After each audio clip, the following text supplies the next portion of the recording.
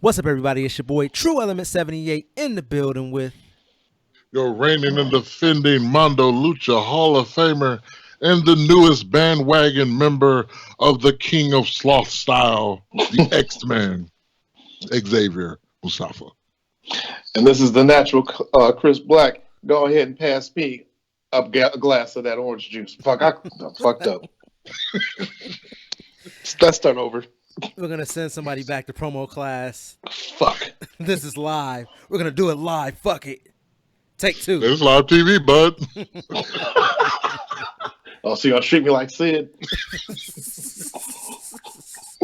Anyways, today is Saturday, February 29th. It is Leap Day, everybody. Leap Day 2020. And we are here to present to you your AEW Revolution review. And we'll also be covering a couple other little tidbits that we didn't necessarily bring up on our WWE Super Showdown review. But we're going to kick things off. We're going to get right into it with our review of AEW's Revolution, which took place today, Saturday, February 29th, 2020, from Chicago, Illinois. And I'm going to kick things off with the natural Chris Black to speak about the kickoff show. I missed the kickoff show, and I missed the first match of the night, which was Dustin Rhodes versus Jake Hager. And the opening pre-show match was the Dark Order facing SCU. Go ahead, natural Chris Black. All right. Well, I had a little difficulty finding the pre-show, so I kind of jumped in about halfway into it. So the SCU took on the Dark Order, and the people on commentary were talking about, they kept bringing up the Exalted One, and is he going to show up, which of course meant that he wasn't. But the match was okay. The Minions tried to get involved towards the end. I will say the finisher was probably forgettable because I did forget what happened. I do know that the Dark Order did win. But as most people would attest, the most exciting stuff happened after the match. So they're getting their beat down, and out comes Colt Cabana. Now, Colt Cabana is a Chicago boy, so no surprise that he would show up. But I was kind of thinking, I wonder if they're going to do some type of a swerve. But I guess that wasn't it, because out came a hooded figure, and they kind of looked kind of tall. And I was shocked. I'm like, this can't be the Exalted One already, is it? Because there was almost little to no build for his appearance tonight. So I thought it'd be Kevin Sullivan, but it wasn't. So when he disrobed, it was Christopher Daniels. And I was surprised because, for one, the figure in the robe looked a lot taller than Christopher Daniels. But again, it's TV, so maybe it was an illusion. But Christopher Daniels comes out and helps disperse the Dark Order. I don't know. Again, it was kind of forgettable.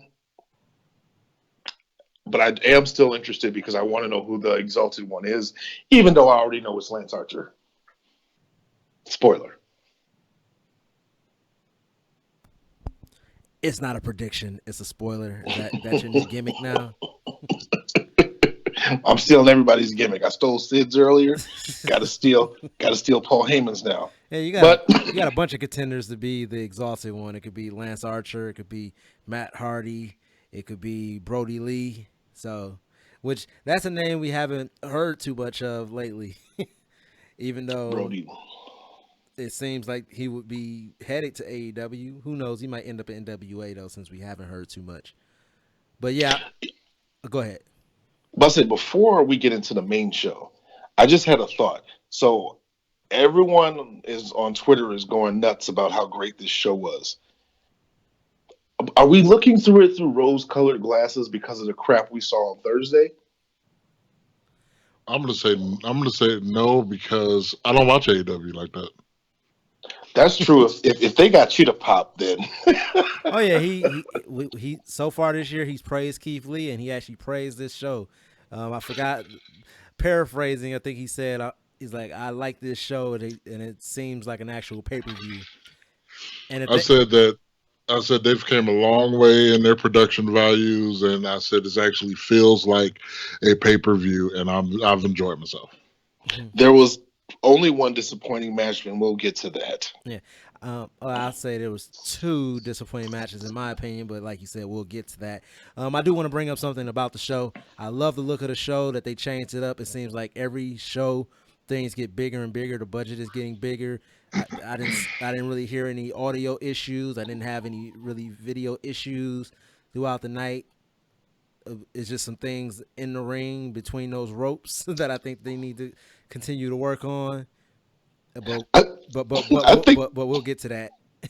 I think Jim Ross is kind of malfunctioning a bit because he's calling the shit the wrong shit. He's calling people the wrong names. What's up with Jr.? He even joked on himself about calling people the wrong name and everything. I think like we all love Jr. and we all grew up with Jr. I would say he doesn't need to be in the lead commentary role. They pretty much have him being the lead commentator, and at this point, I think that's a lot of weight to try to carry because in that role, he has to call the action in the ring. He has to remember to promote all the things that AEW has going on and needs to promote. I think that Tony Schiavone can have that role, but he's got other things going on in AEW and outside of AEW. So maybe like when it comes to promoting and everything like that, that could be on Excalibur's shoulders. But I don't think Jim Ross should be. I No. don't think no. As far as just promoting, I'm not talking about calling all the action in the ring and everything like that. But I mean, like JR is pulling basically triple duty on commentary, and I think that'll start weighing on anybody at that point. I think Jr. and I know he says on his podcast that he hates when people say that he's phoning it in and stuff like that because it's not. I think he does need to take some time and watch some like old shows, get to know about these people more. I don't know if he just doesn't have a connection to the performers or what, but when he's on, he's on. Like we said, that Cody match and MJF match, he was on. Commentary was great. When he was doing the Jake Hager and Dustin Rhodes match, he was on it. But then when it came to like If you steal my goddamn on, thunder right now, I'm not. I don't do that. I leave that to you. But you know, when it was some other matches, it seemed like he was just like I don't know. I don't want to say he didn't get no fuck, but it seemed like he just didn't have that old school Jr. Well, he's probably just more comfortable with people that he's familiar with. Like you said, maybe he doesn't have that close of a connection with some of the newer talent. Yeah. and as Jim Cornette would call it, a lot of the cosplay wrestling and phony bullshit. It doesn't seem like JR wants any part of. He has nothing. He's pretty much got the. If you got nothing nice to say, don't say it. You don't have anything nice to say, don't say shit. So, but Well, wait. Okay, I'm going to save that. okay. Well, next up we had the opening match, which was Dustin Rhodes taking on Jake Hagar. I did see the ending of the match, but I didn't get to see the actual match, so I'll let you two discuss. Okay, so I must have missed his pit stop in the beginning because they kept showing camera shots of this woman in the crowd, and I'm like, who is this chick? Was that Jake Hager's wife? So I'm pretty sure that was either his wife or girlfriend because he kissed her when he got to the ring. So he made his entrance, went over there, and then made out with her. But yeah, but then she was pissed when Dustin did it. I like the fact that the crowd. First of all, Jake had a whole shit ton of heat going into this match. The crowd was chanting Jericho's bitch at him because Dustin Rhodes had a T-shirt apparently that had Jericho's bitch on it. I don't like his gear choice. I really hate those. What do you want to call them? The low top boots. I don't like them for some odd reason. I just don't. I understand that it probably fits his mixed martial arts kind of gimmick, but I don't know. His gear was just kind of off-putting. It just kind of distracted me. This match was a very brutal, no nonsense, not really pretty match. It was a fight in essence. It was pretty much a fight. Dustin Rose needs to stop using the Code Red / Canadian Destroyer because it looked really bad when he did it on Jake Hager today. Um, I like how Jake Hager won. He won with I forgot the name or what they called it, but it basically was a sleeper submission. And apparently it's the same move he uses in MMA, or he's won using that move in MMA, and I think that was a nice touch. But other than that, I thought it was a decent match. I would not have put this match on first. I would have put the next match on first. Just because it wasn't as um, fast paced as a first match should be. Yeah, I agree. They did some pretty bad placements of a couple of things that I think if they'd have moved some things around, they would have made a overall better show. But I thought their match, yeah, like you said, it was pretty stiff. It was pretty brutal. I thought Jake Hager really hasn't missed a step in the wrestling ring. I love that he still uses the ankle lock. Though, like you said, like I don't think that was his primary go-to since he finished him off with that sleeper hold. But yeah, overall, I'll give it a thumbs up. All right. Well, the next match was the first match that I saw to completion, which was Darby Allin taking on Sammy Guevara with Darby Allin going over. I enjoyed this match. The only thing, and this became a pretty much a running gag, I guess I could say, throughout the whole show. It's kind of the issue that I had with AEW when they first started. Every show always ended in a big smosh and a big brawl. It seemed like almost every match tonight began before the bell would ring. People just whooping ass outside of the ring, up and around the ring for 7 minutes, and then finally the match starting. And it got tiring. It got very tiring for me. But I did enjoy this match, even though Darby Allin almost killed himself at least twice in the match. Once on a suicide dive where his feet caught the ropes, and then that actually that happened to him twice. Yeah, because he did it on the one side of the ring, on the other side. But I like the way that it started off. It started off as a brawl, started off as a fight. I really didn't have an issue. I know I just complained about it. I really didn't have an issue with this match starting off in a brawl. But it's same thing that like Jim Cornette always says is that if everybody does it, then it's no longer special. So to have multiple matches start off in the same fashion, even though a lot of them did have stories that I guess you could say it called for that. I don't know. I feel like it could have been booked a different way, but I did enjoy this match. Darby Allin is over as hell.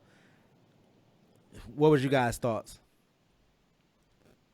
Well, one of the things I was going to say, but you said it, but is this match warranted? I think the three matches, because I think there was only three matches that started out with a brawl, but all three of them I think warranted that.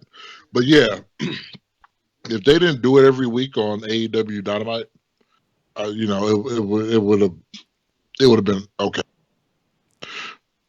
But other than the match, the main thing I did not like about this match is this match was really, really short.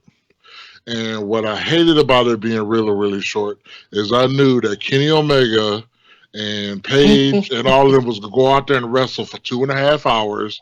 And then Cody Rhodes then was going to go and wrestle for 2.5 hours. And then the main event was probably going to wrestle for at least a half hour. They're not going to do the marathon. But I felt like they could have cut 5 minutes and 18 false finishes out of the tag match and gave those guys another 5 minutes to show what they're worth, because they're the future of this business. Come on now. Okay, so you mentioned that there was several matches that started out before the bell rang, but I think this match, because it was a grudge match, I think it was a good way to open it. Plus, Darby Allin has the most convincing dives of anybody. Like, he actually throws himself at people, which is probably why he messed up his second dive, where his foot caught the rope. But man, this kid, he has a hella potential. I originally thought Sammy Guevara Well, no, correction. I originally said Darby Allin was going to win, but then y'all two convinced me that Sammy Guevara was going to win. But as soon as Sammy Guevara hit him with that 630 through the table, I'm like, yeah, Darby Allin's going over because he was taking way too much punishment not to get his comeuppance or giving Sammy some of his comeuppance. I missed the ending, although I did see clips of it. I love the casket drop. Or is that what it's called? That's what it's called? Drop. The coffin drop. The coffin drop. I love the coffin drop. It was an insane, almost dangerous looking Spanish fly that was done during this match. These two really went out there and just laid it all out there in the ring. Again, I think that this match should have been first. Jake Hager, Dustin Rhodes should have been second because there should have been a little bit of something in between Sammy Guevara, Darby Allin, and the tag match because all the those dives, two matches, basically something to break up all the dives. Dude, I wrote down on Twitter. I said, you know what? There needs to be a new drinking game. Take a shot every time there's a suicide dive. That is suicide.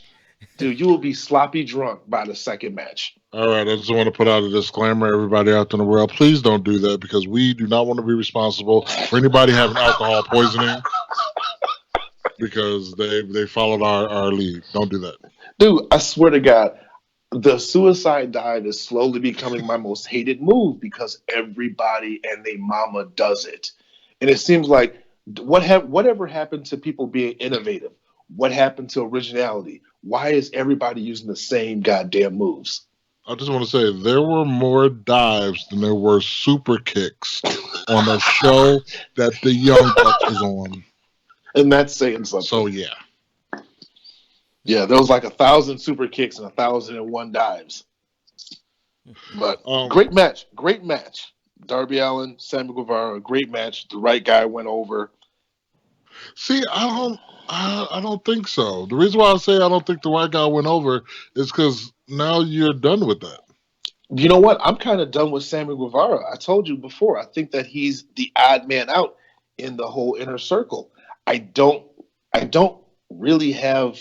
I don't want to say I don't like him. I need to see something different from Sammy. So we know we got the big War Games cage show coming up. That they're not calling War Games. Right. They said, you know what it is. So, I like that. It's like, this is war. You know the rest.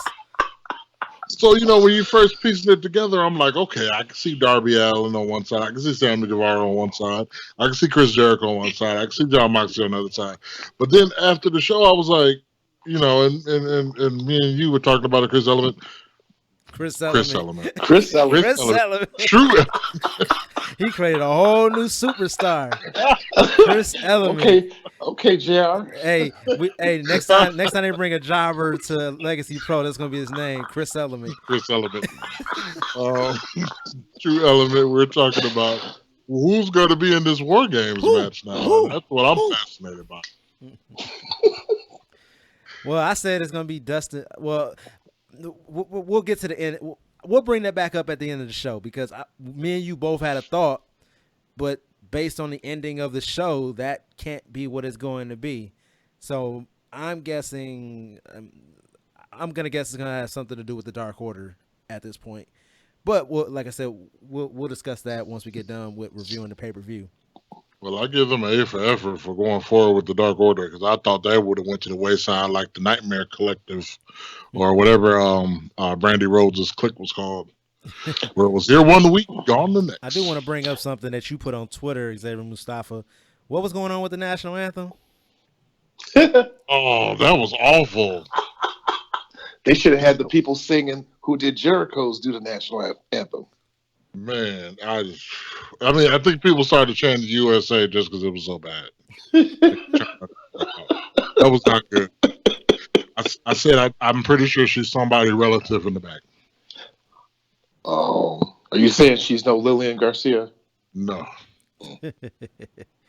That's funny as hell. Well, next up, we had the aforementioned Young Bucks taking on Hangman Adam Page and Kenny Omega for the tag team championships, which Kenny Omega and Hangman Adam Page retained against the Young Bucks. I am going to let the natural Chris Black kick this one off. All right, permission to shit all over this match, please. Okay, so yeah, right. Let me get the toilet paper because I'm gonna need it. Now, okay, I was feeling this match. I love the Hangman Adam Page. I love everything he did in this match. What killed this match for me was the overbooked ending, the kicking out of every single big move there is. I hate it. I hate that with a passion. They think that that's going to make the match more dramatic, but it doesn't. It does not. Stop doing that shit. Stop kicking out of big, obvious finishing moves. I don't know what else to say about this. I mean, Kenny Omega was killed like 3 times during this match. Hangman Adam Page got, Meltzer driver on the outside. These people should have been dead. This match should have been over about 5 times. And the Young Bucks, they just some spot monkeys. I definitely thought they were going over because they started pushing their book. Who the fuck wants to read about them? Killing the business, bro. Isn't that the name of the book? Yeah, I'll say, isn't that the name of the book? Killing the business from the backyard to the from the backyard to the becoming big stars or something like that. Are they big stars? I guess their own company. But they're the executives too. So, I mean, I don't want to shit on them too much. I mean, they're a pretty big deal. I don't want to take any credit away from them, but those two are probably the most. What's the word I'm looking for? They're the most guilty of killing the business because 27 super kicks per match. Even though this one, I think I can count on one hand how many super kicks they did. And 4 of them was in one sequence spot in the match. Yeah. So you think I can land a national contract if I start no-selling everyone's shit, super kicking like Chun-Li in Street Fighter? Well, that was... is that going to land me a national contract if I start wrestling with these fuckers? Well, you pretty much brought up everything that I was saying to Xavier and Mustafa as we was watching this match. I'm just like, all right, this isn't too bad of a match yet. I'm like, they haven't done really anything offensive. They hadn't done really anything goofy.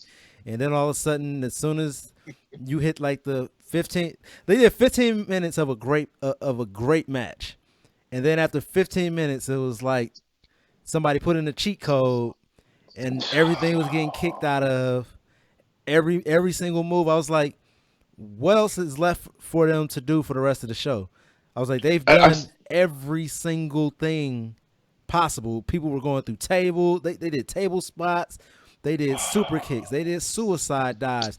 Like, and pretty much, I could pretty much sum up to the point where I knew shit was about to get goofy. I was liking the fact that they were working on, I believe it was Nick Jackson's back. And I was like, oh, that's a really good thing. And I even told Xavier Mustafa, I was like, I've always liked the Young Bucks can sell, but then it's like I said, it's like somebody puts in a cheat code and their character gets a. You ever play Streets of Rage? No, they got the Mario star. That's what they get. Yeah, pretty much. They get the and all the hits and everything that they took meant nothing. Like he got his back worked on, which is he's supposed to have a bad back. He got his back worked on for like 8 minutes straight. Then all of a sudden, it was like his back didn't hurt anymore. It was all suplexes and doing his flip over the middle rope to a moonsault outside of the ring. Like his back never became an issue. It never even played into the finish of the match. Even them working on Kenny Omega's shoulder, which Pac had injured, didn't even play into the end of the match. And they had been working on that. I was like, so what was the point of us working on all of these different body parts if it wasn't going to play into the finish in the first place? Dude. This match was great up until, like Mustafa said, the last, 10 minutes? Yeah, the match went about 35, 37 minutes. The match was good. The storytelling was good. I would have given this match an A fucking plus if it wasn't for the 5 minutes of the kick out of every finisher known to man, except for the goddamn F5. Not only did everybody hit their finisher, but then everybody was hitting each other's finisher. Actually, everybody was kicking out. Kenny Omega never hit the one-winged angel, I don't think. But I know. I'm over exaggerating. But Hangman Page hit the one-winged angel. But yeah. Someone broke the pin with that Now, one, right? I do want to give. I'm going to give credit where credit is due in this match, because I have to give credit to the only person that wasn't the owner of the company in the ring for actually telling the story during this match about him potentially turning on Kenny Omega. I thought they did that phenomenally, phenomenally teasing it multiple times in the match, and I thought that was great. So I don't know who to credit on this. I'm going to go with Paige on this one, because he was the one that executed a lot of that.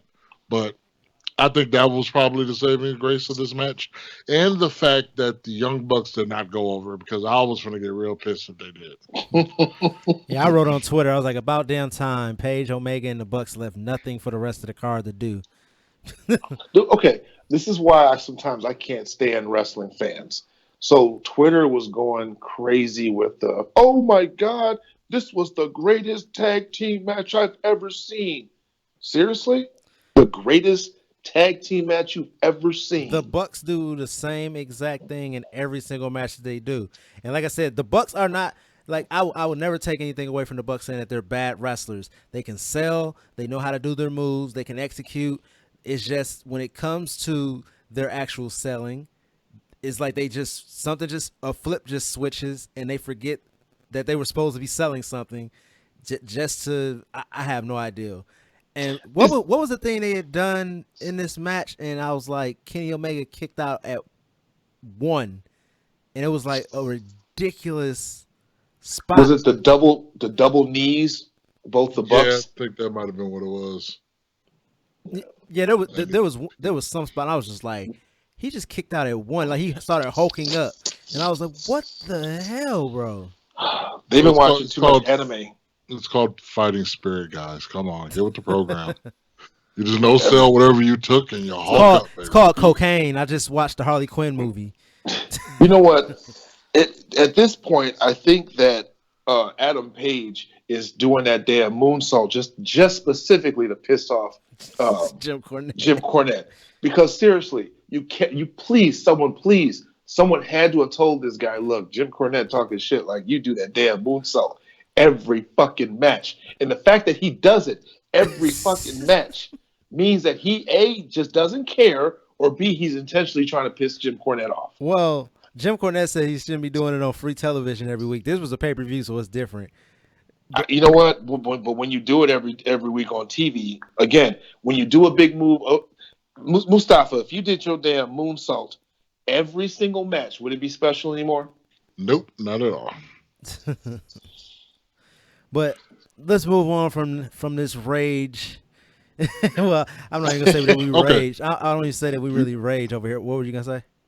I was saying, before you transition, I want to talk about the problem with this transition, because we were talking about this earlier, the placement of matches. Now, I understand you can't have this match right before your main event with the tag match because of what was happening in the tag match. But what I think they need to learn from this pay-per-view is they need to put something after a match like this before you have another match, because they completely undercut their women's division by having that tag match beforehand and not having anything in between. They could have did an interview segment. They could have did a long recap. They could have did something, because the transition between that match and the match we're about to go into was trash. Yeah. And so the match we're about to go into was Nyla Rose, the women's champion, defending against Chris Statlander, with Nyla Rose retaining her women's title. And yes, that was something I brought up to Xavier Mustafa as this match was started. I was like, JR's not going to have anything to say about this match because he doesn't like that whole alien shit, which goes back to what we said earlier. If you got nothing nice to say, don't say anything at all. And so he was pretty much quiet for the majority of the match. And then the commentary just sounded so dry and uninterested. They did nothing to help these ladies get over with the audience watching at home. The crowd was pretty much dead for about 90% of the match. They came alive for maybe the last 3 minutes of the match, but also in the last 3 minutes of the match, you had Chris Statlander almost kill Nyla Rose, and then you had Nyla Rose almost kill herself and Chris Statlander because they both fucked up on the top rope. Also, you had Chris Statlander almost kill herself with her dives out of the ring with her feet getting caught in the rope. And this match really, and I posted this on Twitter. I don't have it right in front of me, but I was saying they need to put some stank on their strikes and their moves. They were out there throwing punches and kicks like they was Orange Cassidy when he doesn't try. Nyla Rose did a short arm clothesline. That was the gingerest thing I've ever seen. And what was funny about that is we actually had a guest that we were watching the pay-per-view with us that had the sound of Mario when he goes into the tubes, and that just happened to play when Nyla Rose hit her with that first short arm clothesline. It was hilarious because that's literally how I felt when I saw it. I was like, really? See, okay, my biggest problem with Nyla Rose has always been she doesn't live up to her moniker, the Beast. She just doesn't. She, like you said, she's throwing ginger ass clotheslines. What happened to break bitches? She doesn't go out there and assert her dominance, really. Like, she should be out there treating people like Brock did Ricochet. Dude, man, this match was so unimpressive. I feel bad for both of them. Like you said, maybe the match would have been looked at more favorably if the placement was better. But yeah, when you almost killed each other twice, yeah, this match really isn't that good. So wait, let's put the heat where we need to put the heat. Who's over the women's division? Isn't it Omega? I believe so. Okay, so let's blame him. And isn't one of the women agents, I was going to say Aja Kong, Awesome Kong? No. She's not. Okay. I thought she was. Because I was going to say, she should even know better because she used to be one of them people that will be breaking bitches in the ring. So I think she needs to watch some Awesome Kong matches and see how you go in there and you show somebody that you're the best, that you're the beast. She needs to just go watch Nia Jax and maybe have a better idea. Even Nia Jax, her NXT run, definitely. Sorry, I didn't mean to cut you off. No, Nyla definitely needs to be mentored by Awesome Kong or something. She needs to train with her. She needs to take her under her wing and teach her how to be a real beast because there's no excuse. I mean, again, if you, what was it, Mustafa, you said they're like, everyone already knows, well, not everyone, well, I think everyone knows that she's already transgender. They might as well use that. So she might as well be a fucking beast. She's already heel. So she can talk her shit and she can just be breaking bitches. I'm disappointed in Nyla Rose. I expect more from her. Yeah. I mean, maybe Nyla Rose just wasn't hungry. She said when she's hungry, she eats bitches. She breaks bitches. She didn't break bitches tonight, so she must not have been hungry. Yeah, she had a meal beforehand. Yeah, I said this match, like I said, with the commentary, the dry commentary, a dead crowd, and really the lack of chemistry in the first 5 minutes of the match. I was just surprised that they did turn it around and start getting the crowd to pop a little bit, and that was mainly when Chris Statlander did her little handstand thing. But this match just really didn't help either one of them being on a pay-per-view and getting the women's division over. It showed how green both of them were, and those little ginger strikes. Like I said, they were out there acting like Orange Cassidy when he doesn't try. They were out there doing sloth style for a while. Sloth style. But yeah, that's all I got to say about that match. Next up, we had one of the major matches of the show, which was MJF defeating Cody Rhodes. And I'm going to start off with Xavier Mustafa to give his thoughts on this match. Well, actually, I before he gives his thoughts on this match, I want to say I really hope there's not a real tattoo on your neck, Cody Rhodes. You look like a fucking fool. JR, that's one of the things he did. He did comment. JR would not let that tattoo go. What did I say? What did I say he looked like while he was watching the show, Xavier Mustafa, when I saw that tattoo? I can't remember. White trash? Nah, it wasn't even that. It was something else. Damn. No, it was something else, but that's atrocious. It doesn't even match his look at all. No, if that's real, sorry, dude, Cody, that's a bad move. That's not a good look, bro. you gotta stop hanging around Darby Allin and what's the guy who staples people's nuts to their leg? Jimmy Havoc. Yeah, stop hanging around those guys. You're not one of them. All right, go ahead, Xavier Mustafa. Thoughts on the match? All right. So this match, a lot of hype going into it. MJF is great. Cody's great. This match should have been absolutely amazing. It fell short of being amazing. It was good, don't get me wrong. But the reason why I fell short of being amazing is because it was, as Chris Black said earlier, it was overbooked. And here's the thing about it. If you're going to overbook something like this, you have to make sure that everybody in the match is where they need to be at the right times. There was a obviously blown spot that snowballed into an awful spot because it started off with shit, so it couldn't go anywhere. But worse than shit. And it basically, so you had MJF hanging out on the ropes. He waited there for about what seemed like 20 minutes, even though it was literally probably about a good 20 seconds or so. And then Wardlow pulled him out the ring. There was no point to pull him out the ring. He wasn't in danger. There was no point. He pulled him out of the ring. Then Brandy Rhodes skips over there, throws the drink in his face. I'm like, why did you do that? That didn't make any sense. Then he starts chasing her. Then I think he went past Arn No, he didn't go Anderson. past them. They were still. Oh, he tried to. Yeah. Then Cody did the dive on him, right? Yep. Yeah. Yeah, okay. Dive on him. Dive number 366. I was just like, okay, maybe they didn't need that spot, but okay, maybe Wardo missed his clue, his cue, if you will. But it just went kind of down from there, in my opinion. I just think that, like, if you have a spot like that with all these intricate pieces, that is the downfall. When it doesn't go the way it's supposed to be, everybody looks like they're stupid. Yeah. So that was the problem with the match.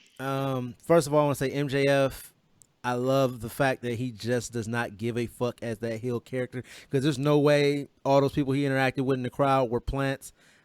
And he threw that Right. beer with reckless abandon. He slapped that guy's hat off his head, and the guy was just standing there looking like, "What am I supposed to do? I can't touch the wrestlers."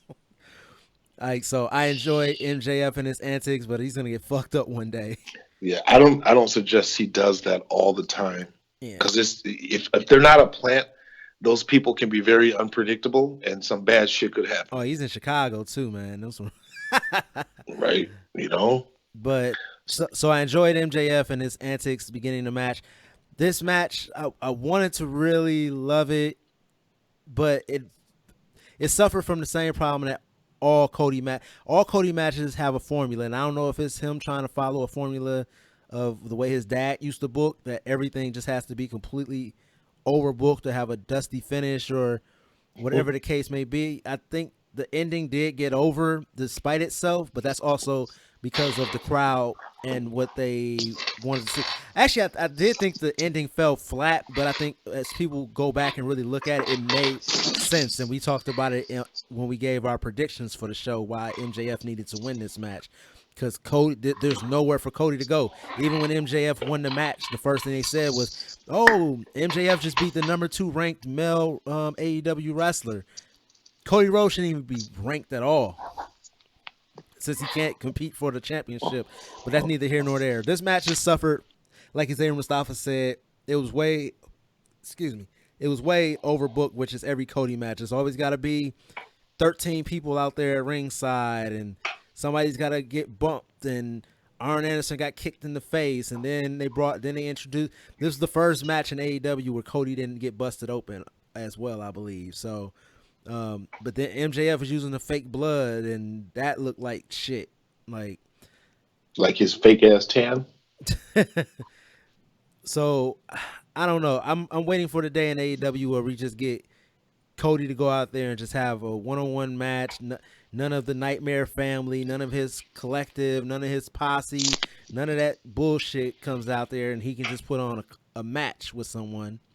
The right man did win, and the match could have been an all-time classic if it was not for the spots. And the spot that Xavier Mustafa mentioned earlier, I felt like, yeah, maybe Wardlow did miss his spot, but I think that it could have been improvised with him missing the spot. That maybe Wardlow, like let's just say Brandy does the whole beer thing or whatever, and then Wardlow's chasing her. Arn Anderson should have got in Wardlow's face.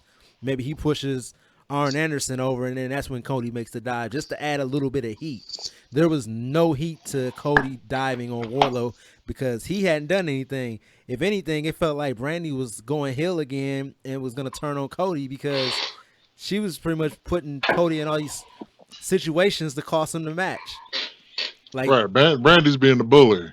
Right, you had her throwing the beer on Wardlow when that was uncalled for, and then you had the Bowser moment where Wardlow had Brandy Rose on his shoulders, and that's when freaking Cody bicycle kicked Arn Anderson. I don't know, but I enjoyed the match.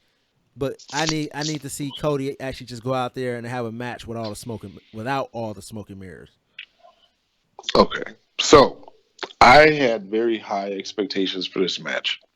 I'm just going to start out from the beginning of some of my issues. Well, the first one's not even an issue. It's just a critique. So, is everything a joke to the elite, to the VPs? Like, they make it a point whenever someone makes a comment about them or how they do things, they have to like overdo it. Like Cody made the joke before, like, oh, my interest is going to be, blah, blah, blah. It's going to be big and extravagant and yada, yada, yada. Why does he always get the real big, extravagant entrances? I think that's a very heel thing. And the guy who performed his song tonight, either he wasn't prepared or his voice was not at 100% because his voice cracked more than one occasion. Well, do you know why? Do you know why he gets those big interests? He's Little because H. He's Triple H Jr. of AEW. With his mini Stephanie and replacement Arn Anderson is the replacement Flair. The match was good. The match had really good storytelling. I like the fact that MJF attacked the toe that was broken from the cage match. I don't like him biting his foot. I don't know. That's just some nasty shit. A couple people did some nasty stuff in this match. Like, I don't get all that putting your mouth on people. And anyway, MJF has really good heat, and he's a great heel. And I can't wait to see him 5 years from now. Yeah, I agree with you guys. I think that Cody has one too many people with him. I thought for sure Arn Anderson was going to turn on him tonight. The minute Arn Anderson grabbed that chair, I was like, oh, something tells me, and I tweeted, I said, something tells me Arn is going to turn on Cody because, like, everything was in place for Arn to turn on him and to cost him the match. Because this whole coach character is a very heel character. You say Brandy Rhodes is acting like a bully. So why is he surrounded? Like, Cody is always surrounded by heels. He surrounded himself with MJF at one time when MJF was clearly a heel. Brandy was a heel. Arn Anderson's behaving like a heel. Well, it's like you said, even his everything about Cody equals heel. But honestly, I think the plan was for Cody to actually probably be a heel. And then they realized that, because I don't know if you guys remember like the first matches when he fought Dustin Rhodes, he was a heel, and that's where he fucked it up at the end of that match. That promo, I need a brother. Well, it wasn't even that he fucked it up. There was no way for Cody Rhodes in AEW to be a heel. There was no. I think there was. I think there could have been. Yeah, he would have. Cody. He would have to be the most dastardly. Like, the only way for Cody to become a heel in AEW is for him to start flexing his executive vice president muscle. I think that the people just get sick of him. That's played out. Yeah, and his the crowd. authoritative figure. But as far as with that crowd and them knowing the story of Cody Rhodes and everything that he's been through, and he's wrestling royalty, and this may be Tony Khan's promotion, but this is Cody's company. Really, is what it seems like. I don't think there's any way for him to necessarily become a heel unless he would have just screwed, like, if he had screwed Jericho out of the title instead of losing that match.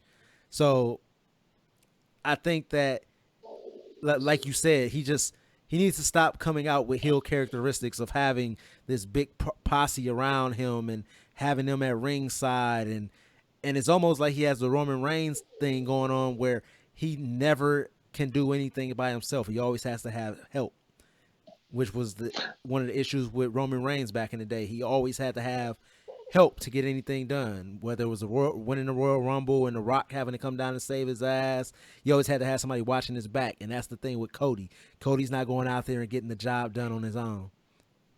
Let me ask you a question. You said that he's not flexing his executive muscles or whatever, but isn't he? Because unless I'm wrong, the only people that have beaten Cody was Jericho and MJF. Now he had one more loss, and I forgot who it was to. But that was wiped from the record when they reset the records this year, so it didn't even matter. And that's the thing. It's just like Cody has one of the best winning records. Well, that's also what I said, is that that they said MJF beat the number 2 ranked man, but Cody's rank doesn't even matter. Like, that's not even really even that important. Like, well, the thing is, like, he should not have gone over Shawn Spears either. Oh yeah, that's what I said. To Xavier and Mustafa when we were watching this, and I pretty much I didn't bring up Shawn Spears by name, and when we did our predictions, but I pretty much said that was why MJF had to go over in this match, because they screwed Shawn Spears. They could have gotten 2 pay-per-views out of that Shawn Spears feud, but it wasn't supposed to happen. That was the thing. It wasn't in their plans. It happened by circumstance of him getting fucked up. And now, where's Shawn Spears? Like, exactly. You spent 10 years in WWE developmental. You would think you would know enough and have enough to be on AEW television, but they don't have anything for him. You know, I hate to say it, but Shawn Spears has potential. But honestly, there's nothing special about that guy. I mean, they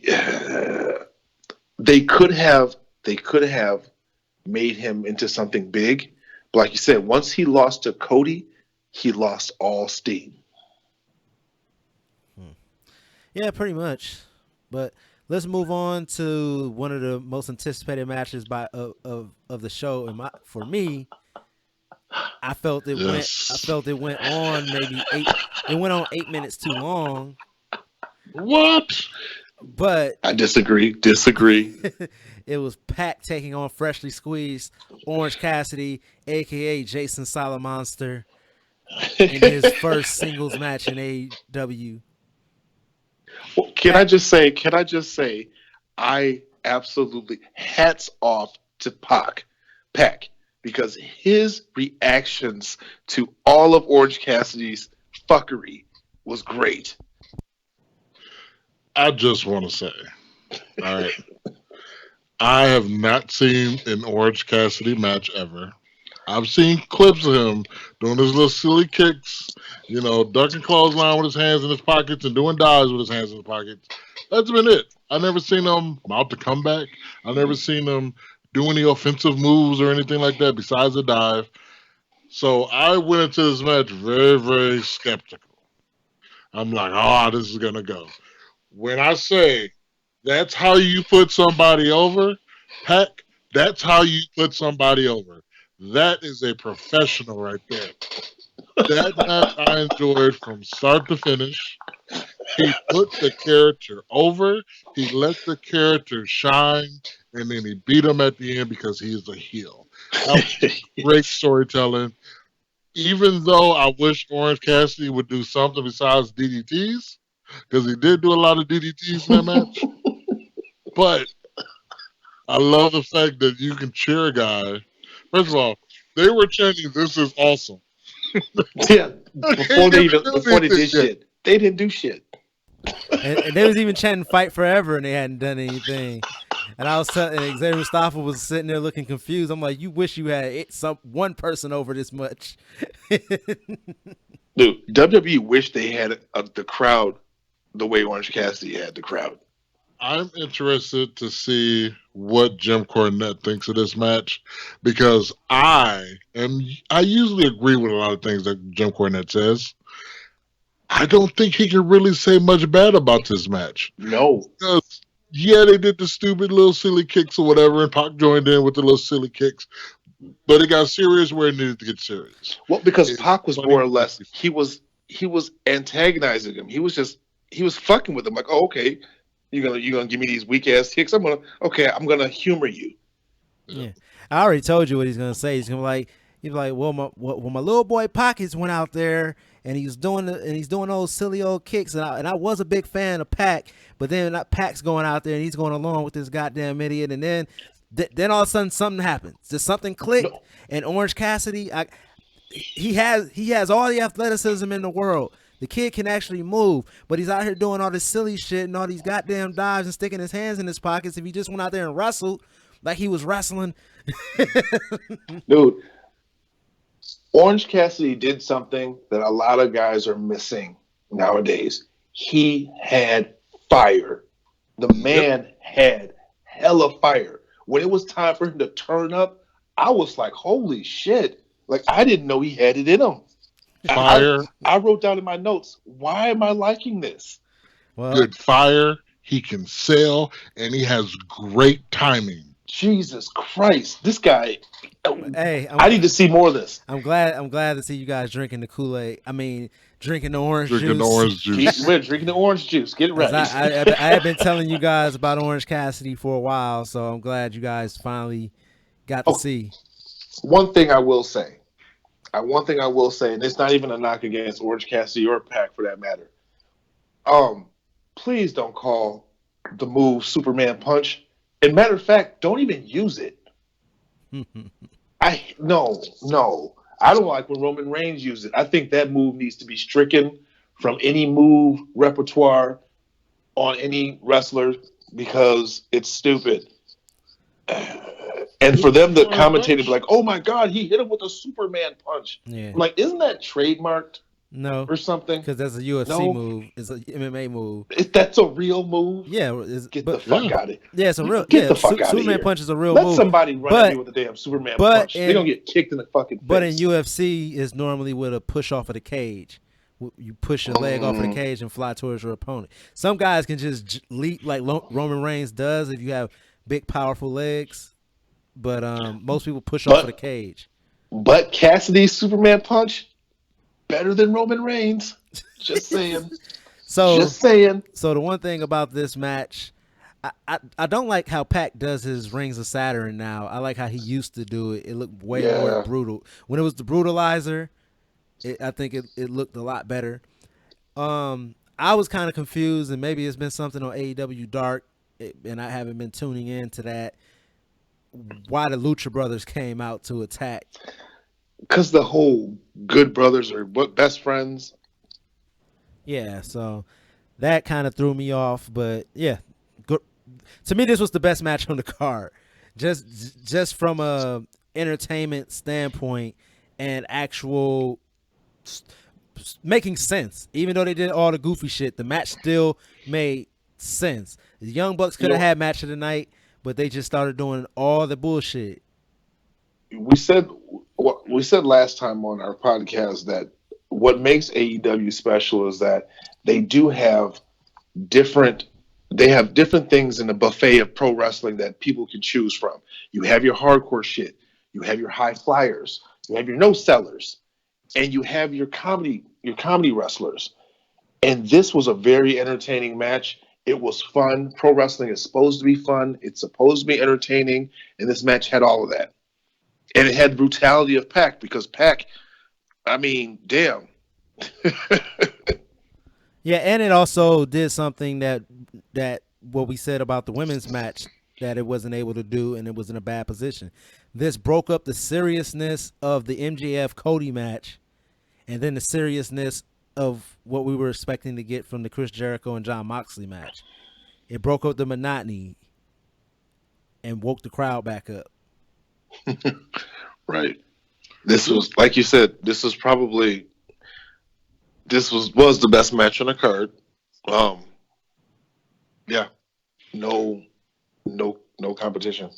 One thing I want to go on the record and say, because I know we talked about this on the podcast before, that I feel like Pac hasn't really been that entertaining since he was king of the cruiserweight, and I think it was mainly because he had a purpose. I feel like he had something to do, and that gimmick alone gave him a little more personality than he normally does.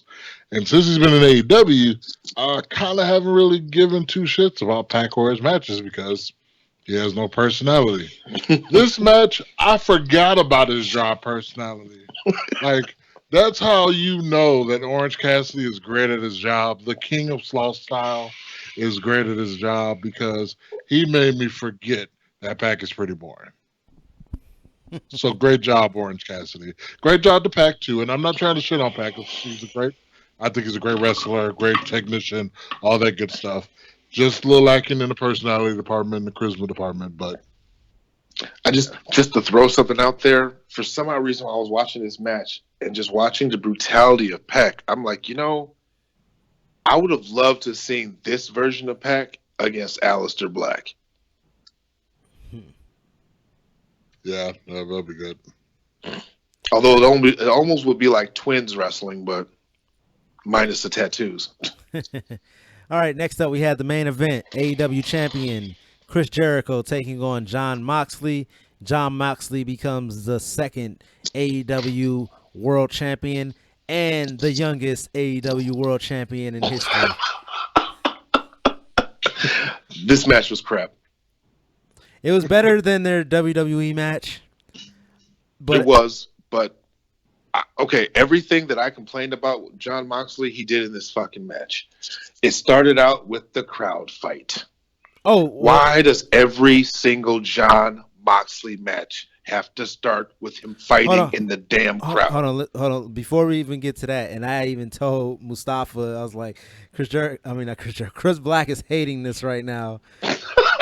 I was like, and then I even had to turn to them, and I was like, hold up, did the bell ring? And they're like, yeah, I heard the bell ring, and I'm like, nope. And I was like, this is what Jim Cornette talks about, and I know we keep mentioning Jim Cornette, but he makes a lot of sense because it's valid.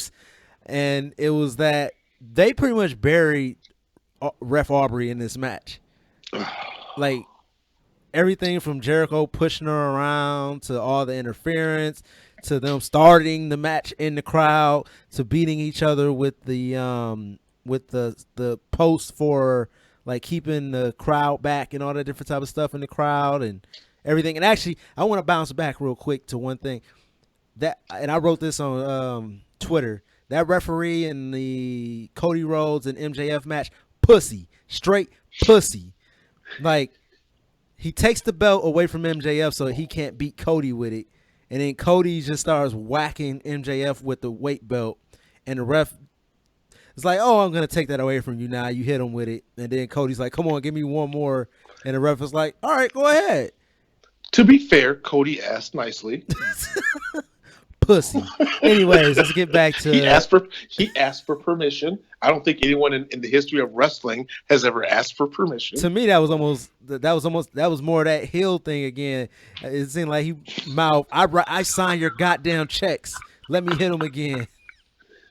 But no, definitely Jim Cornette is going to shit all over that because, like you said, they do a good job of making the refs look really stupid. Yeah, but yeah, getting back to the main event. Oh, go ahead.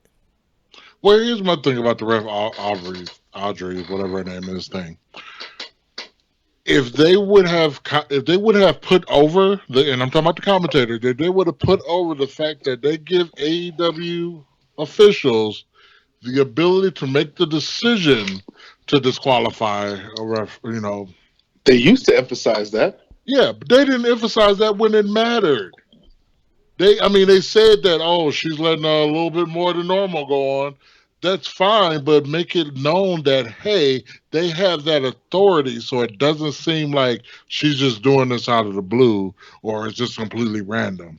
And I Or it's think just that's where because the it's the commentary did a storyline. disservice. Right. I think that's where the big disservice came in. Because yeah, otherwise she looked dumb. And I like the fact that Jericho was so desperate at points where he was trying to get himself disqualified. It would have made more sense if it's like, hey, he is trying, but Aubrey's like, no, I have the authority to say no. Fuck you, wrestle. Yeah, the more I, Yeah, because referees during matches have even said, I forgot who said it. They're just like, I know what you're trying to do, and I'm not going to disqualify you. Exactly. um, it's funny too. Every time I watch Chris Jericho now, and Chris Jericho actually, you could tell that he lost some weight now. He looks like he's been working out. He doesn't look like a container of busted biscuits in this match tonight. But it is funny watching him because all I can think about is this wrestler that's in Legacy Pro named Angel Armani. He wears a little Muscle Man shirt that he's been wrestling in now. But him and Chris Jericho, like their heel mannerisms are so similar. And I don't know whose ego is going to get inflated by that statement. but but I do want to say, and I said this to Mustafa while we were watching it, I was like, they're doing all this brawling in the crowd and around the ringside. And I'm like, honestly, and I thought about this before the pay-per-view, is that they've been building this match for 12 weeks. They've done everything from stabbing each other in the eyes, to stealing cars, to cracking champagne bottles over each other's heads. I was like, why is this not a Falls Count Anywhere match or some type of stipulation? Any feud that you've built up for 12 weeks should culminate in a gimmick match. Because if you have a no rules type of match, you're gonna get the hardcore shit. John Moxley is gonna want to pull out the hardcore shit like he did with Kenny Omega. Yeah, I didn't And even say and hardcore. I just said Falls Count Jericho ain't Anywhere. doing that shit. Falls Count Anywhere. And AEW has a opportunity there to distinguish the difference between a hardcore match and a Falls Count Anywhere's match. Like, oh yeah, it's still just a regular match, but y'all can brawl wherever and use your environment, but you can't use any weapons.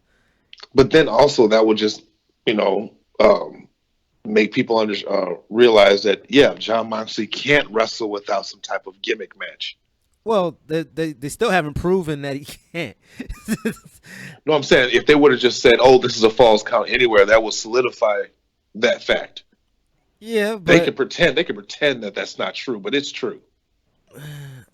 I don't know. Like when that's not the stipulation, and you still have that type of shit going on, is not proving anything at all either. So I would have much rather just them at least to protect the referee and just not make it look like a big old brawl thing is just going on with no rhyme. I'm not gonna say with no rhyme or reason. The story dictated it. It's just that they didn't put the stipulation into effect for the match.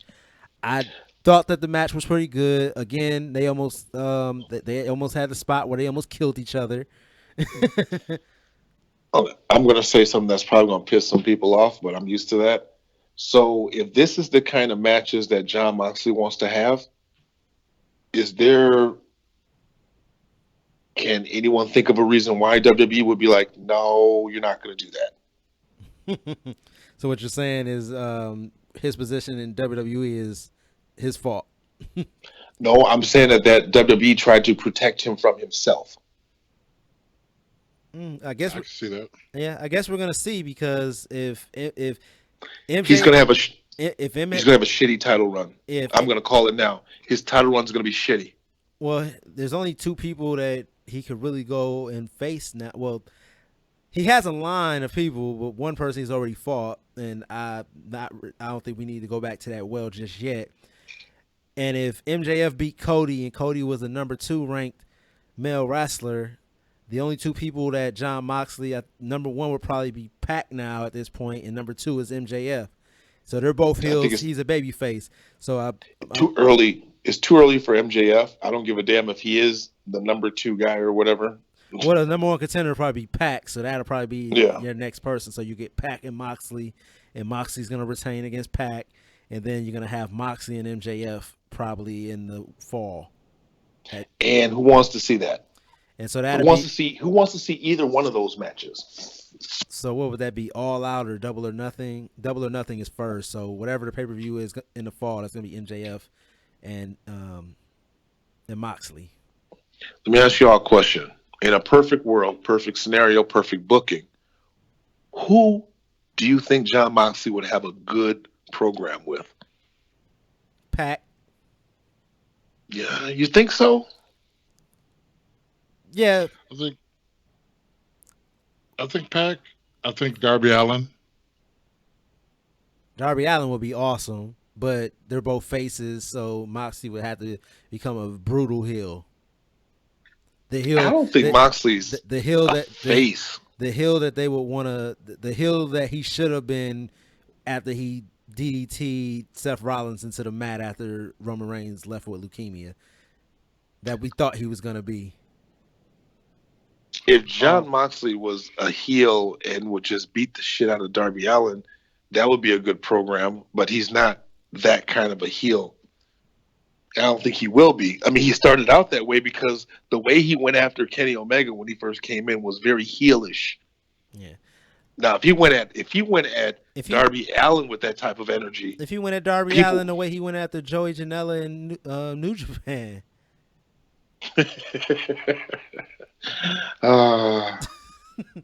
If New Japan Jon Moxley went after Darby Allin, that story sells itself. I don't know. I think that Jon Moxley's title run is going to be the shits. Well, we're gonna find out. I don't think Jericho's was that great, but that's also because nobody in the company had been built up really yet. They're still establishing the company. Jericho was good as a champ. Yeah, but just as long as he wasn't wrestling. Yeah, his matches weren't that good. Right, and that's also from him not training either. He just showed up. Yeah. So it's like his matches weren't that good, but his personality, his character is what gets him over. Right. So yeah, this match, it wasn't a classic. It was a shock ending. I think that it was too early to put the belt onto Jon Moxley, but I guess Jericho probably has a tour coming up or something for the summer. And I'm sure he's probably tired of carrying the company on his shoulders. And I'm sure that every time that he comes out there and the crowd is singing his song, he's looking at them like, I'm going on tour and I better see you son of a bitches there. I read somewhere, someone brought it up and it's been bothering me ever since. It's like, this guy is supposed to be a heel. Fans, stop singing his damn song. Well, that's actually AEW's fault that they did the whole sing along on social media after they sang it on the Jericho Cruise. On the cruise, it made sense. That's his damn boat. But then they just hyped it up, and Jericho started sharing people doing covers of the song or whatever. And so, yeah. And at first I thought when he came out to the choir singing his song, I'm like, this is brilliant. This is how you get people to not sing your song. And then he plays his regular song. Now, we're talking about Jon Moxley's title run and all that different type of stuff. And I kind of just mentioned I think Jericho's probably getting ready to take a little break and go on tour or something like that. But you look at the effectiveness of the Inner Circle, and they have been completely ineffective. All of them have pretty much lost all of their matches except for Jake Hagar. What happens to the Inner Circle now that Chris Jericho is no longer champion? Their objective is to get the title back on Jericho, and they're going to do that with a gang mentality. I think that he's going to get a rematch with Jon Moxley, and he's going to lose, and that's why it's going to be a dumb title run. They should be more vicious and more nasty heels, because they should be like a wounded animal right now, where it's just like fight or flight. And they attack everybody. No rhyme or reason. Well, that's the Dark Order's gimmick. Hell, even attack them too then. Shit. Maybe Jericho needs to be the exalted one. But we talked about their war games, not war games. They're we'll call it they're called Games of War. There you go. Games of War. Yeah, War of Attrition match that's coming up. with the double cage, and they're gonna have a top on the cage, so it's gonna be a Battle traditional. games. It's gonna be a traditional War Games match with a covered cage and a double ring. Wait, no. We have to be like WWE. You can't say war, so it's got to be Viking. No experience. The double ring experience. War experience, no. But Anyway, yeah, so I was brainstorming on who I think could be in there, but it was based on Jon Moxley losing tonight and losing maybe by winning by DQ for interference on Chris Jericho's behalf, or just plain losing, and then you would end up with that War Games match where it would be the Inner Circle versus Dustin Rhodes, Jon Moxley, and Darby Allin, but I couldn't think of who the fourth person would be. okay. Here's my problem right off the top with them advertising this whole, we're bringing back War Games. Okay, here's the thing. You don't let shit. This is WWE's problem with having gimmick pay-per-views. You don't let these matches build organically. Now, if they was having gang warfare, and then they had a show coming up, and they're like, you know what? This group is always fighting this group. You guys are causing all types of chaos. We're gonna solve this in a War Games match. It's organic. Now it just feels like they're just basically, okay, we're gonna have a match, and now we gotta start filling spots. Shoehorning. Yeah, it's stupid. I don't even like it. I don't like the idea of it at all. Yeah, I'd rather it be something, out of the blue, and it's like, you know what? At All Out, it's going to be a War Games cage match. Exactly. Now they're just... so like WWE, Hell in a Cell is coming up, so let's set up Hell in a Cell. Yes. Shit, they got Elimination Chamber coming up, and they just threw that shit together. They said WWE... And I guess that's a transition, and we could cover a little bit quick WWE news real quick here, since we're pretty much done with AEW. That they pretty much just said, fuck it. The fans, y'all so the fucking smart. All right, Roman, just go out there and tell Goldberg you're next. Hey, Fiend, go out there and point at the WrestleMania sign like a goddamn idiot. Oh, my God. Okay, so I guess we're going to go for another 30 minutes because I'm going to rant on this shit. I was telling Tru Element, I actually liked the Fiend Cena segment. They could have did a little different, though. Nope. But I actually like the fact that, okay, John Cena come out, like you knew, but even though you knew it was bullshit. Okay, let me just... Hold on. Before I let you jump in there, I'm just going to do how they should have did it. They can have Cena do everything that he did, but instead of Cena leaving the ring, Cena does his whole salute thing in the ring. He makes it seem like it's a big old party or whatever. Then all of a sudden the power shuts down, lights go out, lights come back on. John Cena's just laid out in the ring. You don't know what happened. John Cena's laid out in the ring, but the Fiend is standing over him. And then the Fiend looks over his shoulder, and the camera angle would just show the WrestleMania sign behind the Fiend, like the Fiend is looking at the WrestleMania sign. Light goes out, lights come back on, Fiend is gone. John Cena's in the ring trying to recover. He gets up. And then he says, I guess I am going to have a WrestleMania match. Lights go back out, and you hear that Bray Wyatt laugh, and that's how we go off the air. Instead of the Fiend standing there pointing at the WrestleMania sign. Or do what you did, but don't turn the lights on the way that you did. Give us back the fucking red light for the Fiend to be standing there looking at the WrestleMania sign.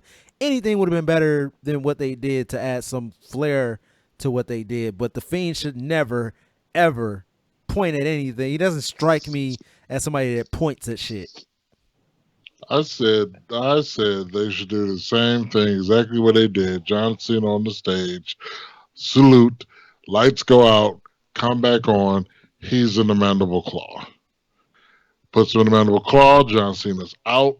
Then if he wants to point at a sign, he can point at a sign. Or he can look at a sign and hints that, okay, this is going to be for WrestleMania.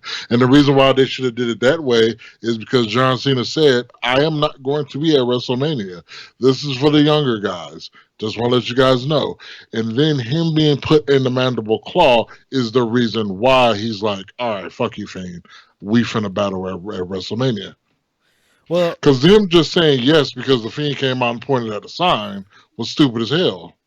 Yeah, but then also one more thing is also they've killed the mystique of the Fiend not only because of what Goldberg beating him. Goldberg showed no fear of the Fiend. John Cena showed no fear of the Fiend. He looked the Fiend dead in his eyes and was like, "All right, WrestleMania, I'll fight. Yeah, fine." Yeah, more reason for him to be put in the mandible claw. So, Chris Black, what were you gonna say, or did we steal your thunder? Okay. Well, no, you didn't say my because you didn't say what I was going to say. Number one. Okay. Let me just throw out there. Goldberg. If Goldberg would have lost to the Fiend, it would have been no reason for Roman Reigns to challenge Goldberg. So I get that. However, if that was the case, if they want anyway, let me just get to my point.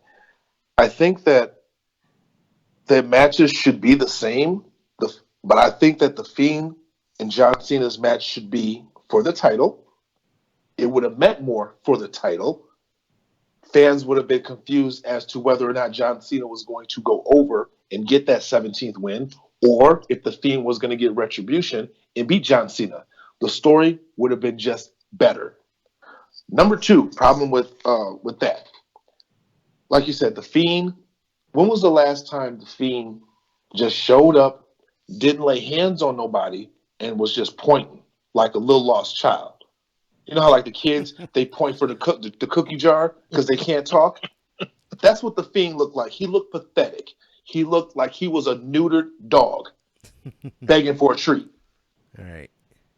Seriously. You saw the tweet that Bray Wyatt responded to, right? Yep.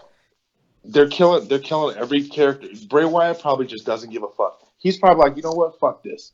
Why am I even gonna try? Why am I even gonna try anymore?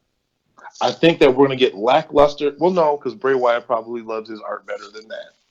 But the whole John Cena the Fiend match for nothing at WrestleMania means absolutely nothing. We know the Fiend's gonna go over, or maybe he's not. I don't know. Maybe he's not. And I think Goldberg and Roman Reigns is dumb if they thought that they were making this match because it was going to soften the blow for Roman Reigns getting the title. It's not. It's going to blow up in their face. The fans are going to boo them out the building. It's not going to mean anything. Roman Reigns is going to beat a 55 or 53-year-old man for the Universal title. That sounds like I've heard that before from someone.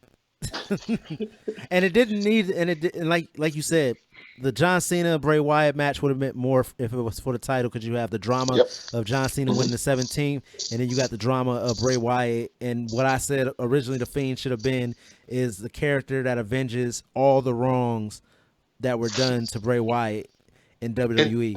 But and you still could have got the Roman Reigns Goldberg match for nothing, because you could have just had Goldberg come out there and be like,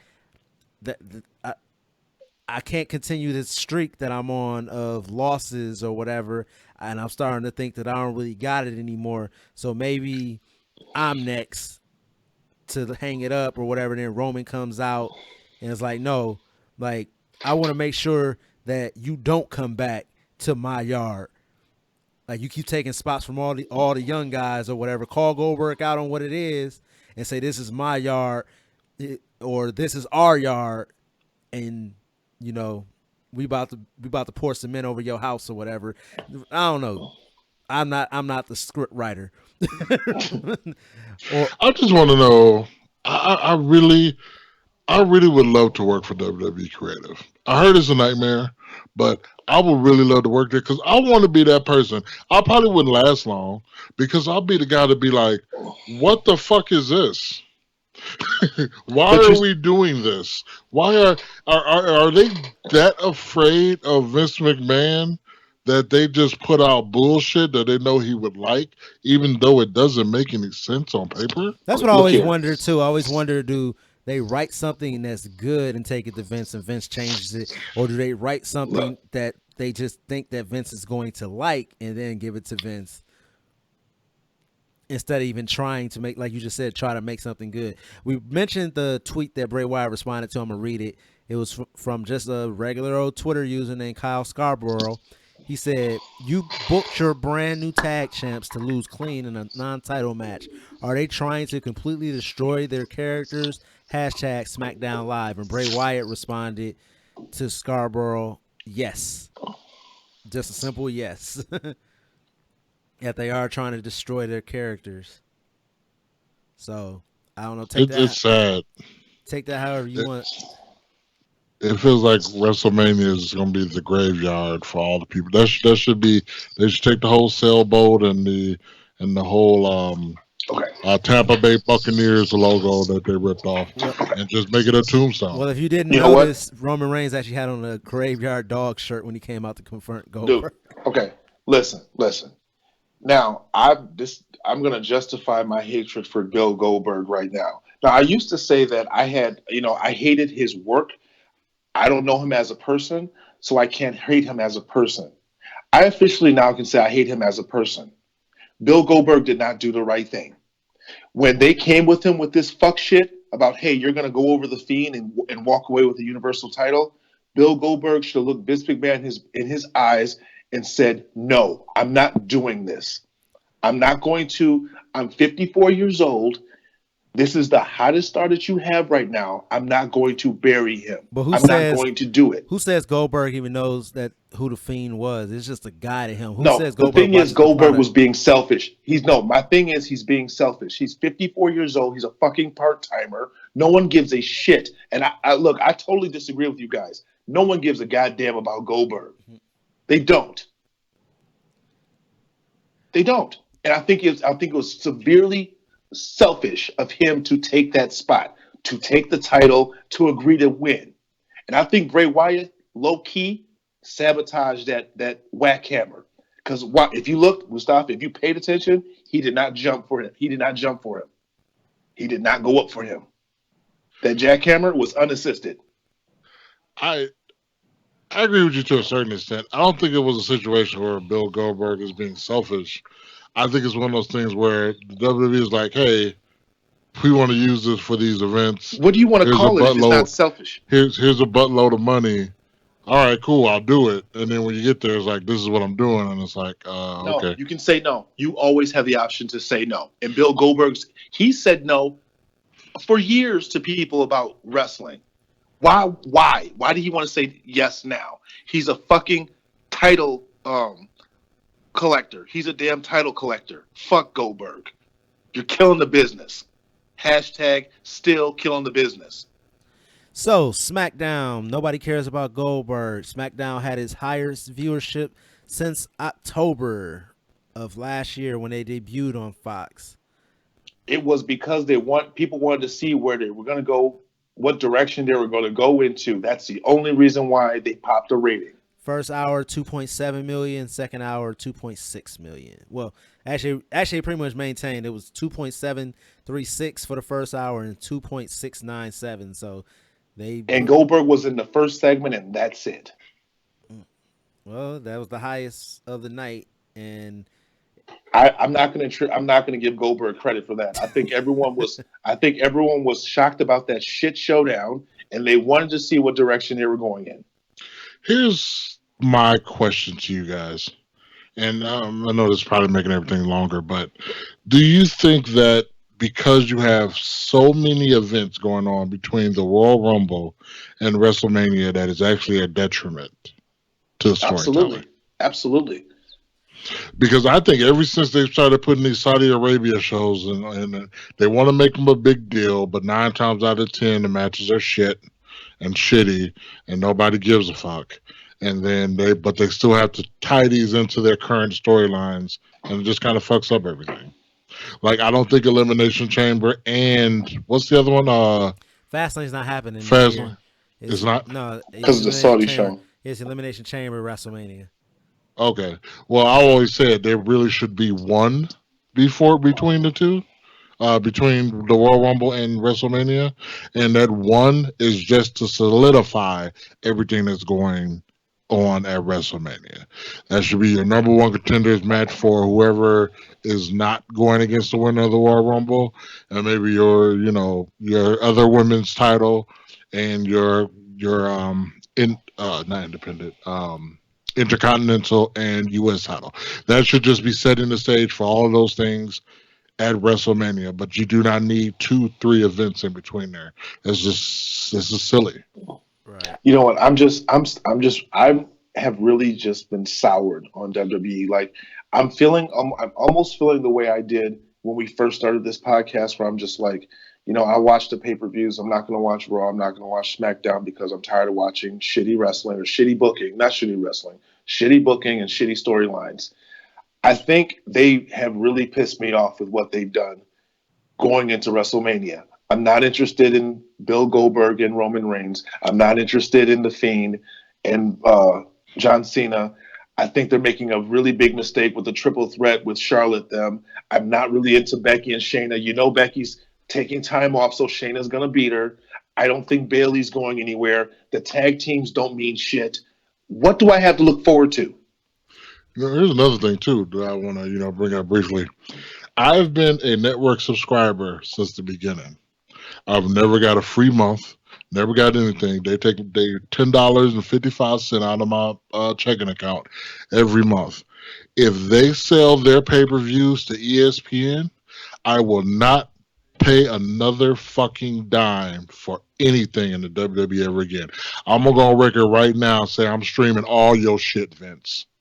Yep, I'm going to second that. I thought the same thing. I said, you know what? If they sell, hell, even if they don't sell, I'm calling into question whether or not I want to keep the goddamn network after WrestleMania. If it's a total shit show, I might just cancel it and just stream the shit for free. Because where's all these events we're supposed to be getting? We're supposed to get all these special events. We only got a special event today because AEW was running the show. So, okay, so you do a special event because they're doing the show? Why don't you do one every month? Why don't you highlight a different independent fed every month? Why don't you, Well, all the special events have been the Ruthless Aggression product, the Table for Three, all the original programming that they do on the network. The main selling point of the network, and they saw a major drop when they took NXT off of the network and put it on television for free. We said that. And another thing, I feel everybody, and I would definitely not have because I only use the WWE network pretty much for the pay-per-views, and I know we're going to be covering the Ruthless Aggression documentary series that they got going on there, but you could easily do that same thing once all of it's been released and you get the network for a month. You pay $10 and then you can see everything. But that's also, you guys probably don't even remember when the WWE network first launched, you had to sign up as a member for 6 months at a time. That was how it originally was, and that's why they had it like that, to lock you in so they could get the money right up front, but it wasn't moving, so then they dropped it down to the $9.99. Now, if they move the pay-per-views off of the network, I'm going to go wherever the pay-per-views are to go watch them, because I don't really use a network like that. But I also feel, and this is just a problem, and AEW kind of suffers from this problem that WWE has created, that fans are so entitled now and used to paying $9.99. It's going to be hard for them to go back to, or get people to convert back to paying $30, $40, $50, $100 per pay-per-view. Like the WWE especially when the product is as shitty as it is now. Yeah. Who the fuck is paying $60 for a pay-per-view now? Right. And keep in mind, you still got to pay for the core network. You got to pay for the ESPN, which is like another $6 a month or something like that. Well, on top of that, then I got to pay $79 for WrestleMania. Dude, selling the network's pay-per-view, whatever rights or whatever, shows that Vince has zero fucks given for his fans. No, I don't even think it's that. I think it's that he has zero fucks given for their ability to create superstars to sell their own network. They can sell the eyes that they get on the product, but they'll never be able to sell enough subscriptions that they expected, which was like 3 million, which they haven't even come close to. Because their product is shitty. Who's going to subscribe to a shitty product? And they hand this shit out for free. You literally, for 12 months a year, could create a new email, which costs nothing. Like, seriously, if you really wanted to, every single month, you can sign up with a new email and get the shit for free. Right. And remember, it used to be a 1 week. And they still couldn't get 3 million subscribers doing that. Yeah, remember, it used to be a 1 week trial. Now it's a 1 month trial. Fuck out of here. WrestleMania is included in the free trial. Stupid. Bad business choices with the network. Right. Trying to appease the fans, trying to get them to buy into their shitty product instead of working on their product. You know, they put all they focus on trying to keep people from jumping ship, but at the same time, they're not doing anything to make the people want to stay. Yeah, really, the only pay-per-view, if I was WWE, the only pay-per-view I would sell the rights to would be WrestleMania. WrestleMania would I be can off of the understand that. WrestleMania will be off of the network. That is our Super Bowl. We just want to get I could understand that. We want to, and I would give that away for free. I would give that away on television, just regular, good old-fashioned, over-the-air television, like the Super Bowl. Yeah, like the Super Bowl. And then you sell commercials like the Super Bowl. Wow, that makes so much fucking sense. And I'm not Vince like, goddamn, pal. But why look, don't we do something that makes fucking sense? But actually, I would even do it a little different. I wouldn't even sell like commercial space like that. I would still sell advertising, but like they have those LED boards on the ring. We're gonna be showing your products on our ring while matches are going on or in between matches. No. Product Not only placement. that, this match is sponsored by Cracker blah, blah, Barrel, blah. like Do a AEW quick little was doing. 2-minute commercial. Remember, AEW was doing this match is brought to you by Cracker Barrel and all that different type of stuff. Or like what? I'm surprised more wrestling don't do that. Like you just work it in there. Vince doesn't like it. I remember listening to a podcast that said Vince doesn't like advertising on like the mat and stuff like WCW used to do all the time and stuff like that. Vince doesn't like it. So because Vince doesn't like it, it makes sense, you know. Well, it does look tacky, especially it'd be definitely a culture shock. Like just think. Well, I'm a UFC fan. I remember UFC transitioning to pretty much their uniforms now from when fighters used to be able to come out there with all their sponsors like NASCAR drivers all over their damn outfits. And then it was jarring. I'm like, damn, now it looks so sanitized. Everybody's wearing the exact same thing. It's kind of boring. Now, that makes sense. But if you think of the actual octagon itself, though, it's just a couple of logos. It's not like it's 13,000 on the octagon. It's usually three major ones. It's about 16. But I guess he thinks that the eyes won't be on the wrestling; it'll be on the advertisement. He doesn't care about the wrestling. Vince doesn't care about the wrestling. Right. Let's be real. But I figured, okay, so don't they have like 2 million subscribers right now, right? No, they got 1.1. Yeah, it's like 1.1, 1.3. They dropped when NXT, like I just said, when NXT left the network, their numbers dropped in half, pretty much. And we call that. That's what they get for trying to compete with AEW. All right, so that's what almost $9 million they make a year. Just not a month. Oh, there is a month. Yeah, you're right. My calculations are wrong. And what is your day job again, good sir?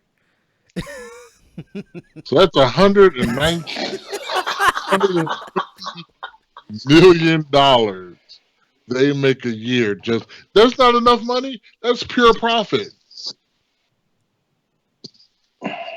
I would keep everything the way it is. I would sell WrestleMania to either NBC or CBS or one of those guys, where it's a big deal, where they can get a lot of money from NBC and all those guys, because they will show ads for you just like it's the Super Bowl. There are casual fans that don't watch wrestling a day out the year except for WrestleMania. And even more people that have completely said, fuck you wrestling, will watch the WrestleMania on free. Or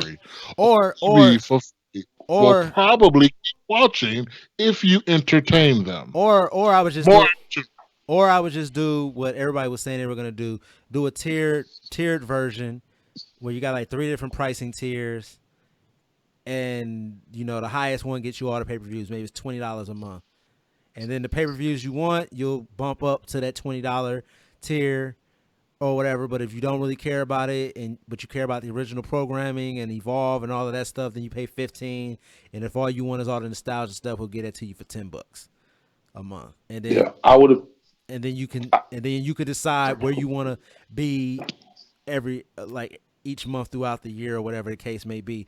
But like I said, maybe I wouldn't do every single WrestleMania, but maybe I would do, for the first time ever, WrestleMania is going to be on over-the-air television this year and broadcast it to just bump up to get more eyes on the product for people who who are casuals or maybe just may want to dabble in it, and maybe they'll come back and you can turn them into being new customers for WWE. The thing is, Mania is too long just to be on regular television. It just is. You can't have a 7-hour show. Well, the Super Bowl that's without commercials. Well, That's without commercials. Yeah, but the Super Bowl is like 6 hours too. So Yeah, but the Super Bowl is 2 teams playing against each other, not 20 matches. yeah. Well, again, if you look at Super Bowl coverage starts at like 11 a.m. and the Super Bowl doesn't end until like 8 p.m. every year. I get it, but I mean, and also you can miss. And also WrestleMania doesn't need to have 14 matches on it either. That it does not. It had 16 last year. Right now we're on track to 14. We got 9 announced already, I believe. Well, hell, if they defend all the titles, there goes 15 right there. So, I don't know, but we got to move on. I want to get up out of here, but I also did want to mention we've been talking about WrestleMania.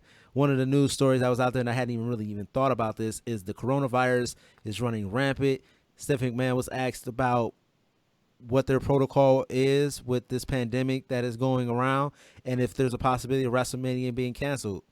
And she pretty much said, yeah, if the situation becomes a danger to public health and to the health of their wrestlers, that would be something that they would definitely have to look at, is canceling WrestleMania. All it takes is one sick person in an arena to infect thousands. And we already see that New Japan has taken precautions and canceled their shows. We mentioned that on our show, on our last YouTube show. Make sure you guys subscribe over here on YouTube. So do you think that's a possibility of WrestleMania not even happening this year? And I don't think Stephanie might say that that they would the show must go on. Yep, Vince, he don't give, again, 0 fucks given. Vince will have an empty arena match. I told Chris Element here. I told him, I said, they had Raw a couple weeks ago when there was like 18 feet of snow coming down in that one city. And I was like, nah, they're not canceling WrestleMania, bro. But they will have everyone in surgical masks and biosuits wrestling. But honestly, you know what we just talked about, them airing WrestleMania for free on television, and it wouldn't look the best. But if the possibility came that the coronavirus became that bad by April, I think that WWE's hand would probably be forced to, and it would probably be their best option to do an empty arena match. Don't have the fans show up. But in order to make your money, you air WrestleMania on free television. It's not the same. It's not the same when there's no crowd. I know. I said it wouldn't be the best look, but people would have to understand that we can't have you all gathered. We can't have 100,000 bodies in this place right now. Yeah, but then again, well, I guess that's the only way that you can get Roman Reigns not getting booed out the building. Hey, and then nobody won't be any blown spots. Won't be any. Every match will be perfect. Maybe we'll even get some cool cutscenes of The Rock and Mankind, like they did in that one match where you can tell, obviously, that was not at the same time that they were showing. Well, you're also got to think, too, we're already about to get something that's weird like that with Full Sail Arena is going to be occupied down there in Florida, so we're actually going to be getting NXT live from the PC. Oh, somebody when does that happen? Somebody hasn't been keeping up with their homework. I believe that's in 2 weeks. We're gonna have NXT from the PC. Because that's not my homework. I don't know how that's gonna work though, because the performance. Well, I guess they'll probably take out a bunch of those rings and just have one. I mean, they already got a little rinky-dink entrance way. Yeah, we'll see how this goes. But you know what? If they can do it at the Performance Center, that will save them a lot of money. Well, it's just going to be one night, and I believe that's going to be on March 11th. Yep, March 11th. So You got that to look forward to. If you thought that AEW had a lot of energy and looked way more lively than NXT, just wait till March 11th when you gotta watch it from the PC. Yeah. Hold up, what was that they did at the PC? Remember they did do a match from the PC. It was like that. It was Velveteen Dream, Aleister Black. Oh, you talking about the Super Bowl thing? Yeah, when they did the halftime show that one year. Yeah, that actually looked pretty good too. Yeah, but it was also only like 20 people in the crowd, and they were like all family. I didn't understand why they didn't do that this year, because that was a pretty cool thing. Nah. Let football have their halftime show. Granted, you have some fine ass Latina women doing their thing, so probably nobody would have watched it anyway. But still, that's why they didn't do it this year. They're like, we can't compete with all that ass. Bailey, it was a who on it? Nah, we good, bro. Vince had to watch the Super Bowl halftime show. Oh yeah, just one more thing. Sasha Banks looked amazing on SmackDown. I just want to say that. But don't.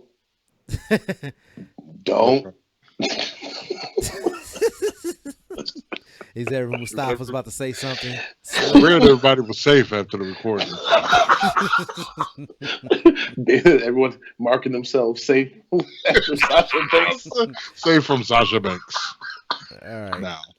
Well, other than that, I think that we're done. We went a little bit longer than expected, but we're giving you guys all this content. Like I said, upcoming in April, we're going to be covering the Ruthless Aggression series that's been dropping over there on the WWE Network.